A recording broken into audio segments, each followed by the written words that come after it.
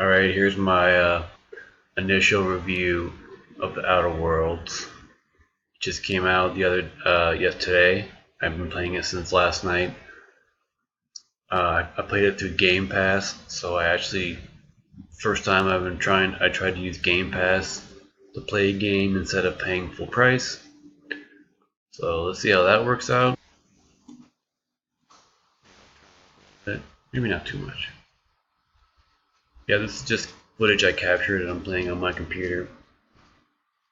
So initial thoughts, I've been playing it for about 4 or 5 hours now, and I like it. I do like it, though I think my only real quote-unquote issue is that it's pretty generic. It doesn't really do anything new. It's exactly just like Fallout. It really is just Obsidian doing a Fallout game, and it reminds me a lot of Borderlands too. Those are the two big games that I would say it's like the most. Borderlands and sorry, no, I'm just fucking around.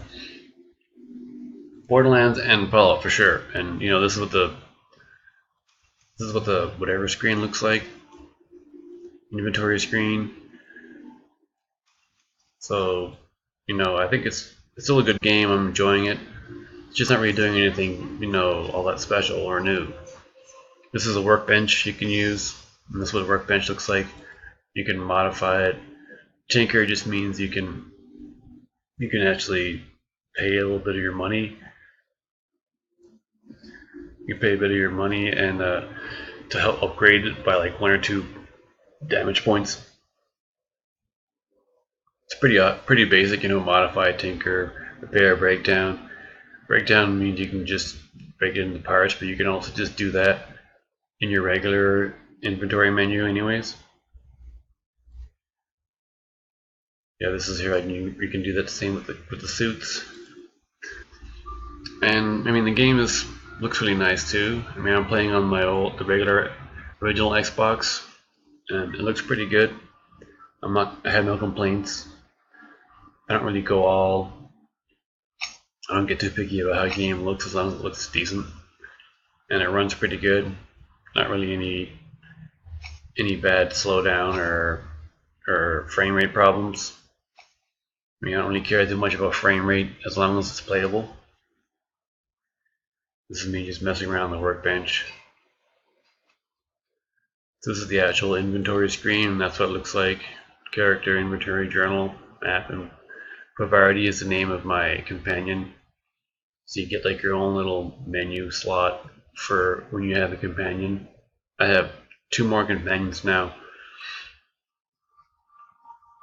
I say I've put about 5, maybe 6 hours in total.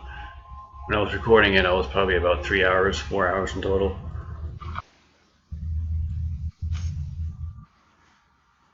So yeah, you have computer terminals, you know, just like Fallout. You read all the stuff on it. It kind of looks like Bioshock. It has a Bioshock look to it too in some way. Even some of the text reminded me of Bioshock.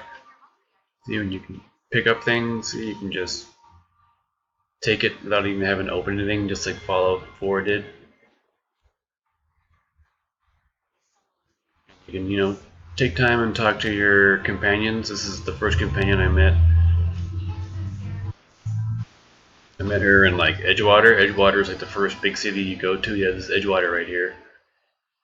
It's like the first large city that you find. You need to go there to get like a power.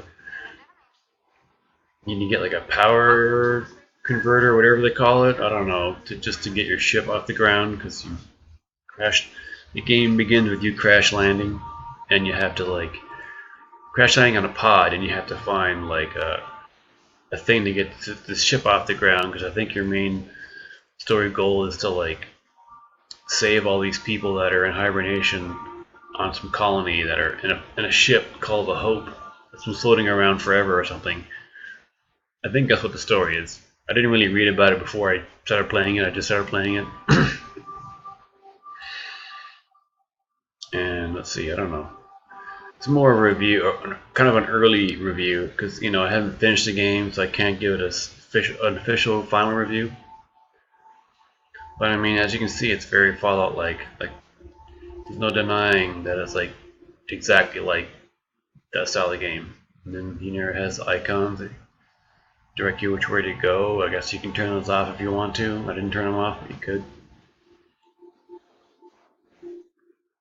Here's, see anything else I can find that might be interesting to look at. Yeah, this is the inventory screen of more how it looks like. This is what your journal screen looks like. Can we go back to that?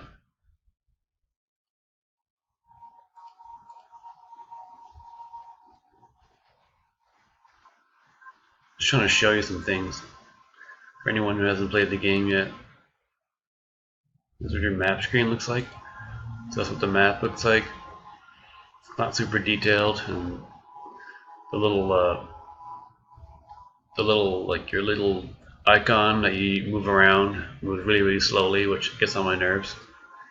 You're just trying to move to which area you want to like fast travel to or whatever. That moves kind of slow. That's annoying.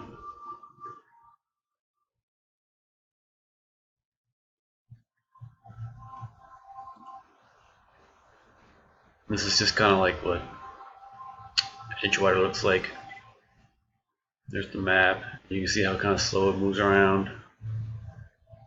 You can go from local to region. I pick region because I wanted to fast travel to over here. You have the geothermal plant. It's like a mission you have to do where you need to decide to revert power from one place to another. And by doing that, you have to like shut down the power to a certain part, to a certain community. So you kind of have to decide within the first couple hours of the game if a certain community of people are going to lose complete power. So reminiscent of that decision from New Vegas, and also the one in Fallout 3, we have to like decide if we want to blow up Nuketown or whatever it's called, or I forget it. I've played that game in a long time. You know what I'm talking about. If you play Fallout 3, you know what I'm talking about. It's like the first city you find in that game. Yeah. So here's the inventory screen, and you can switch using the L or B buttons on the top. I'm playing on Xbox, so it'll be the same on PS4, and then LT to the switch between, you know, weapons, armor. This is all your other stuff, consumables, stuff like that. So, you know, like I said, nothing special, different. It's still good, it's just not doing anything that's breaking the mold in terms of RPG games. But I do like it, and it looks nice. Runs pretty good, so I have no complaints, other than the fact that it doesn't really do anything special. And it also has this version of VATS, which they call like tactical time dilation, TDD, tactical time dilation. And that there is, you press the LB, and it gives you like a health. It's like your kind of like your stem pack, but it's like, but it could be like any type of health consumable you have in your menu. You can add that to what you inhale. And early in the game, I used that too much, and I already have a drug addiction, as you can see. I used it too much, and now it affected my dexterity, perception, and temperament, which is annoying because I've only been playing the game for a couple hours. So I've already been looking to see if there's a way to cure that. But I wish I could try to show you in the inventory screen, possibly. Yeah, here it is. This is it right here. See? This is the health section. These are all your consumables. And this is kind of your, this is what, when you press the LB button in the game and you inhale health, it inhales whatever is inside this, which is this and this. And this here is some type of drug, and this here can be whatever you want. It can, right now it's this apple thing, but it could be tuna or these apples or bananas or whatever. But you can't remove that. I don't know why. So, and it's kind of annoying because I can't remove that, I became addicted to drugs. That was annoying. I didn't like that. It was like you can't remove it and put anything else in there. And once you unlock all these, then you can have, you know, whatever else you want in there. I guess you could decide, because each thing gives you like different health boosts, not just, it doesn't just give you your health back, it gives you different, see, it says Andrino and Mock Apple, that's what's in there right now, and you can't get rid of Andrino, it just stays there. So because of that, I got addicted to drugs, and that's annoying. See, Bracer Joyce heals 25% health, last 2 seconds, and there's a Mock Apple.